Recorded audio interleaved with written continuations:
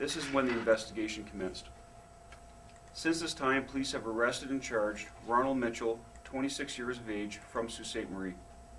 He was arrested by the Ontario Provincial Police on Wednesday, January 12, 2011, as he traveled west from Thunder Bay, Ontario.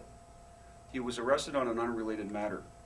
Mitchell was arrested by detectives from the Sault Ste. Marie Police Service on Monday, January 17, 2011, into Thunder Bay in relation to this homicide.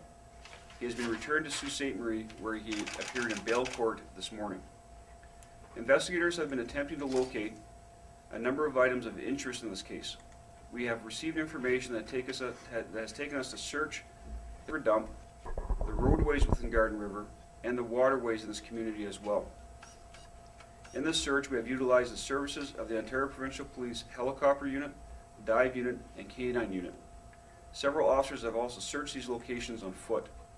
We are asking for the public's assistance in locating the following items: a blue power tool bag, blue power tools, it was a blue power tools, and a blue canvas tool bag, blue plastic tarps, latex gloves, bottles of bleach, clothing that includes shirts, shoes, jackets, pants, and a red Detroit Red Wings ball hat, edged weapons or similar hand tools, the carpet liner for the trunk of a car, and white plastic bags with red ties.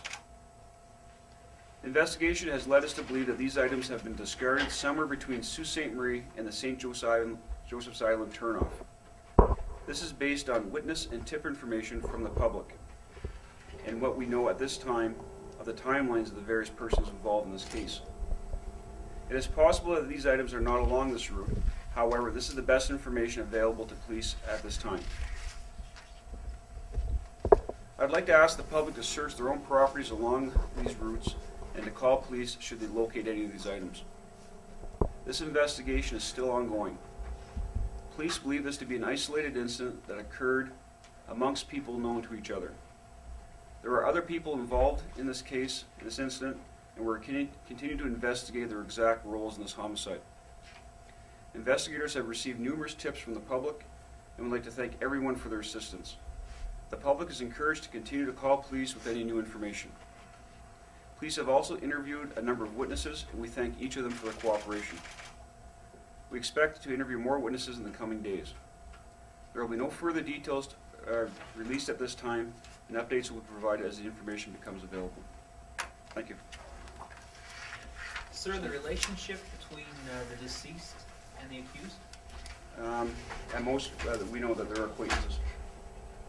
You mentioned about recovering the body. Did you say you did or did not recover all of the body? So we have not recovered all of the deceased remains. What is missing? We're not going to get into that. Like I said, the description provided is about as most we're going to give at this time. Do police think that the deceased was killed at that residence? Yes.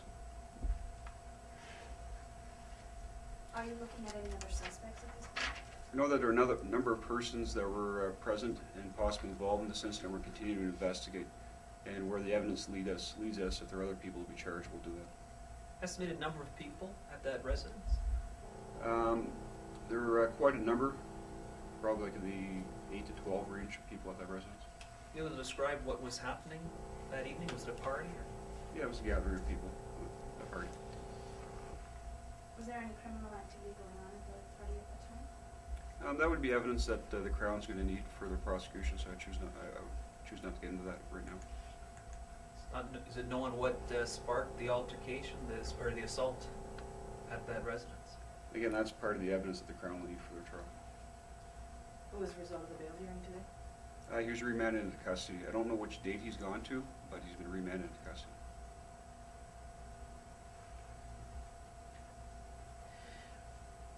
Why do police think there's a connection with Garden River? What's brought you to that community with this investigation? It's like I said, we've received quite a number of tips from the public as well as witness statements that lead us to believe that the persons involved in this case traveled through Garden River and potentially discarded some items along the route. Were there divers the other day at Root River? Yes. Did you find anything there? Well, we're still looking for the items that we have listed. Besides diving at Root River, where else did that dive team go in the water? Well, they dove all the open waterways along 17 and Gardner. What was it that made you confident from the beginning that you guys knew who the victim was? We were able, our investigative team, very early on in the investigation, recognized a distinctive tattoo on the victim, and we were able to confirm that with the family. Well, how many tips have come in regarding this case? I'm not sure the exact number, but it's several dozen.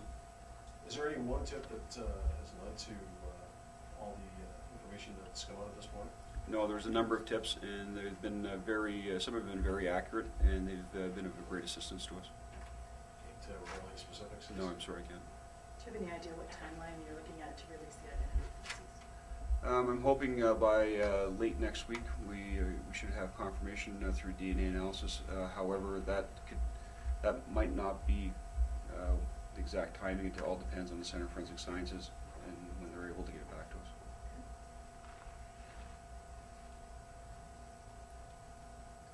Okay.